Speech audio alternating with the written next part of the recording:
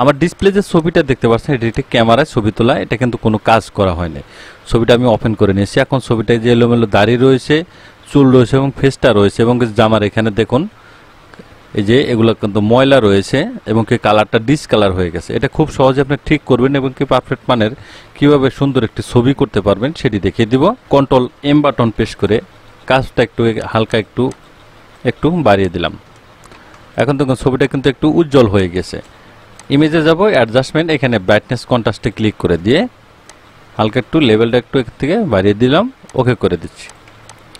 এখন এই যে ড্রেসটা রয়েছে, প্রথমে ড্রেসের কালারটা আমি একটু ঠিক করে নিচ্ছি। এখানে কুইক সিলেকশন টুলে চলে যাব, এভাবে ড্রেসটা একটু মার্ক করে নিচ্ছি, আমি মার্ক করে নিলাম। এখন চলে যাব ব্রাশ টুল, এখানে ব্রাশ টুল দেখতে পাচ্ছেন। এখানে কিবোর্ডের অল বাটন ধরে কালারটা আমি এখান থেকে নিয়ে নিলাম। একটু ব্রাশের সাইজটা ছোট বড় করে নেব। এখানে অপাসিটি একটু কমিয়ে দিচ্ছি হালকা।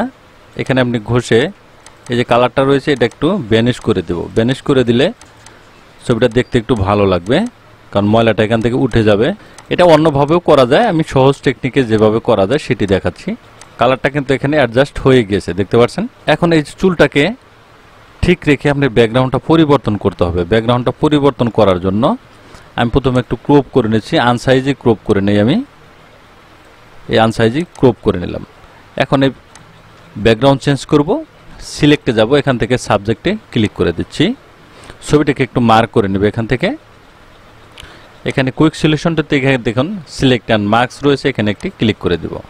এটি কিন্তু একটি মার্কসের একটু প্যানেল চলে আসছে। এখানে অপাসিটি যা আছে থাকবে, এখানে রেডিয়াসটা এতটুক দিয়ে দিলেই চলবে।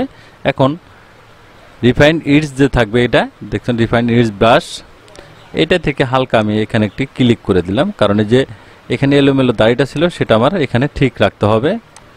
আমি এখানে একটু ক্লিক করে দিলাম। এখানে চুল, এখানে একটু ক্লিক করে দিচ্ছি হালকা, যাতে এলোমেলো চুলটা রয়েছে সেটা যাতে পারফেক্টলি এখানে থাকে, সেজন্য। এগুলো সব কিছুই ঠিক থাকবে। এখানে নিচের লেয়ার এটা সিলেক্ট করে দিয়ে নিউ লেয়ার এখানে ওকে করে দিব। দেখুন ব্যাকগ্রাউন্ডটা কিন্তু এখানে চেঞ্জ হয়ে গেছে। লেয়ার অপশন থেকে নিচের লেয়ারে সিলেক্ট করে নিউ লেয়ারে ক্লিক করে দেখেন সলিড কালার, এখানে যে কোনো একটি কালার আপনি এখানে চুজ করে দিবেন, দেন ওকে করে দিলাম।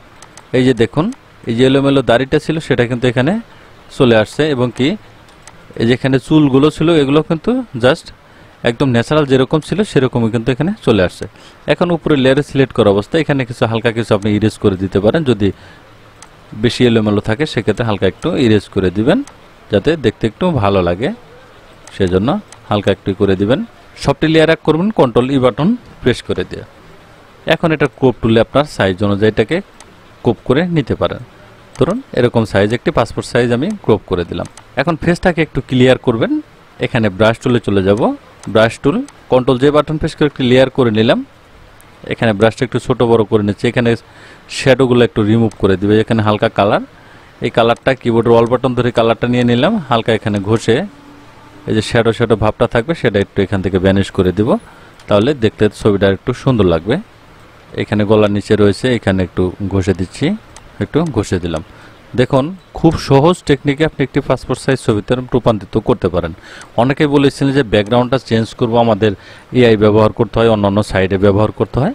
এটা খুব ন্যাচারালি আপনি খুব সুন্দরভাবে যে এলোমেলো চুল ঠিক রেখে আপনি ব্যাকগ্রাউন্ডটা পরিবর্তন করতে পারবেন। থ্যাংক ইউ গাইস, ভালো থাকবেন, সুস্থ থাকবেন, আল্লাহ হাফেজ।